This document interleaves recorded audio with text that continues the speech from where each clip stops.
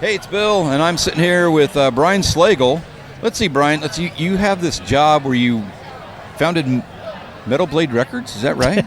That's part of my problem. That's yes. part of your problem. I mean, it sounds like a good problem to have. Yeah, I mean, I look, I can't complain. I was talking to somebody the other day about I still love what I do. I still love the music.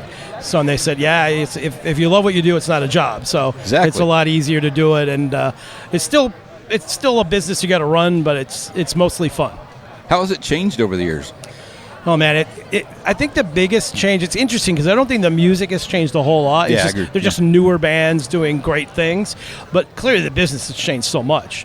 And we've gone from when I started out vinyl, then you had cassettes, then you had CDs, and then now you have streaming, and the way people consume music has changed so much.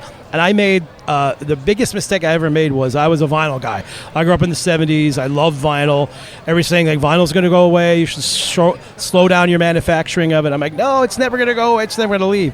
And then literally in 1 week, every single record store in the country shipped all their vinyl back. And all of a sudden I owed like $200,000 to our distributor.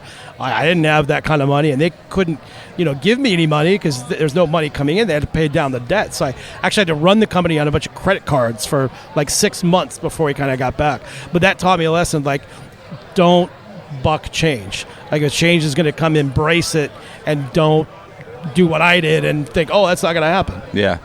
Well, but then you see the resurgence, right? Yeah. But you have to go through that horrible period, which it was. Well, the funny thing about that, too, was we had a big warehouse in Phoenix with all of our stuff in it, and we call it the wall of vinyl. There's literally a wall of probably 25,000 pieces of vinyl, and people come in there like, why are you keeping all this? I go, I cannot bear to destroy it. I just can't. I don't care what it costs to keep it. I'm going to keep it. And, of course, luckily for us, vinyl came back around again, and we sold all of it, so it worked out okay. Yeah, and I think we all did that. I think we all did that thing where, CDs came in and the vinyl quit being produced, and so you quit buying it. And like I did the same thing. I mean, I had a pretty good vinyl collection then, and I kept it for as long as I could really felt like I could keep it. And then I was like, okay, I've got all this stuff on CDs. There's no reason. So I kept all mine, which is not fun moving. Yeah, I kept the stuff that was important. Yeah. So for me, my Kiss collection was important. So that never moved. There were a couple other things that didn't move. That all stayed with me. But I've spent a lot of money buying a lot of stuff back. So I'm up to like 500 now, which is not a lot for a lot of people. That's still respectable. That's still respectable. I have a lot of friends that did the same thing. They sold all their vinyl and then had to buy it back. Like I said, I kept all mine, which, like I said, moving is not fun with all that vinyl. Because I got about 5,000 or 6,000 pieces. Yeah. So, but it's just that I think that the interesting thing is now having kids. So I have three kids. And none of them have. Well, I guess one of them has a record player, but they're not buying vinyl. But when they come home, they want to listen. Yeah, which is really, really interesting. Well, I don't have any kids, but I have a lot of friends who do, and like, I'd say in the last 3 or 4 years, these kids that are anywhere from 8 to 16 are all like, can I get a record player for Christmas? And they start buying vinyl again. And it just kind of blows my mind that there's yet another generation now that is into this. Because, we still sell a lot of it, and we keep waiting, is it going to keep going? And it doesn't show any signs of slowing down, which I love it. I had a very interesting conversation one time with Gene Simmons about vinyl. I'd taken one for him to sign for me in a meet and greet. And he walks up and he goes, "Why do you have that?" And I said, "Well, sounds like something you'd say." Yeah, absolutely. And I said, "Well, I love the vinyl. I just love it." And he goes, "No, you don't." He goes, "It sounds like shit, and you know it sounds like shit." And I said, "Well, yeah, but that was the beginning for me." I would disagree with that, because my theory, which I've talked to a lot of people about, why kids are getting into vinyl and stuff now is, like with vinyl, if you've got a decent setup, it sounds like you're at a concert. It sounds great. 100%. And look, old vinyl doesn't sound like the new vinyl they're doing now sounds so much better. No clicks and ticks and stuff. Yeah. But a lot of these kids who are really getting into that now is because they grew up listening to stuff on ear pods. Right. It's just little things in their ears. And when you kind of can feel the music a little bit more, I think that's a big thing. So, So what he said to me was, you really like the way where you like the memory. You like where it takes you. That's true too. And I'm like, damn, dude. I'm like, yep, you nailed it. I'm That's like, true okay. too. All right, but it's very interesting from that perspective. 100%. So what about new bands coming up for Metal Blade? You guys, how's that going? I mean, I'm so excited about what's happening in the metal world now because there's so many new bands that are coming up and doing really well from the beginning. We have a band called Tortured Stab Wounds that's like pretty underground, but they're starting to blow up pretty big. They're part of that whole Lorna Shore era of like really heavy music and they're in their 20s, young kids.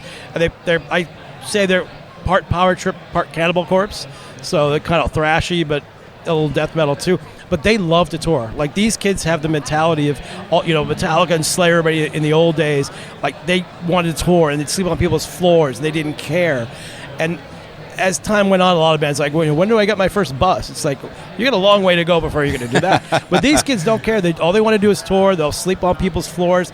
They love to go to Europe. Like U.S. bands don't like to go to Europe because it's just not easy. They love it over there. So it's pretty amazing. And there's a bunch of stuff. We have a band called Entheos. It's actually based here in Nashville. The lead singer, her name is Cheney Crabb. She's got, I think, 500,000 followers on TikTok now. It's wow. Like it's social media, and same on Instagram, I think, too. So they're kind of blowing up. There's a band from Europe called Jotun, IOUTNN, from Denmark, and they're kind of blowing up. But there's so many new bands that are doing really well. It's a lot of fun. Wow, that's great. That's great. Anything on the horizon? Any new endeavors or anything that you guys are looking at? Well, I'm doing this podcast now, which is why I'm here in Nashville at this convention called 100 Songs That Define Heavy Metal. Oh, I saw the sign over there. Yeah, it's not a list, but it's just songs that I feel or the guests feel are important, and a lot of it runs. I mean, I grew up in the '70s. That's my style of music. So we talk a lot about '70s stuff and I really do love a lot of these younger bands too because they are very aware and cognizant of the past, and they love Thin Lizzy and they love Kiss and they love UFO and like all the stuff I grew up with that's really the foundation of heavy metal. Like especially a band like Kiss, it's my favorite band of all time, my first concert.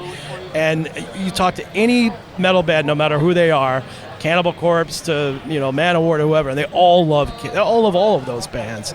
So it's kind of fun to talk about that stuff and how it relates to the history of metal and how it goes. So it's a lot of fun, and we got like Kerry King on there and Dave Lamar from Slayer. Just talked to Billy Sheehan, and a lot of good stuff on the horizon. That's taking a lot of my time because I've got the day job, but now I'm doing this podcast too.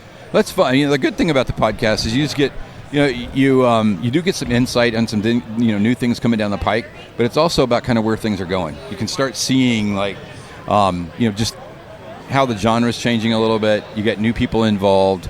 I think the support is getting better than what it was. I mean, I think there for a while the support had just kind of 100%. And the metal community is so great. Like everybody gets along, everybody's in it because we all love the music. Yeah, like that's why we're doing it because we love the music. So it's good, and you're starting to see too in the metal world where everybody's like, okay, where are all the headliners going to go once Metallica and Iron Maiden and all these bands start to retire?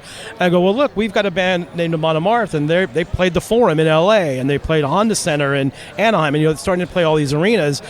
Cannibal Corpse and Meshuggah just played the Forum in L.A. last week and had it packed, which is really surreal for me because I grew up in L.A. I saw 1 million shows at the Forum in L.A., so like seeing our bands that are pretty heavy going in there and selling these tickets, it's like, oh, great. But there's a whole next level of bands I think they're going to hopefully replace that. So it feels like it's a good spot. Cool. Well, man, thank you very much for spending a few minutes with us today. We really thanks for having me. I appreciate appreciate it. Yeah. Thanks so much. Thanks a lot, man.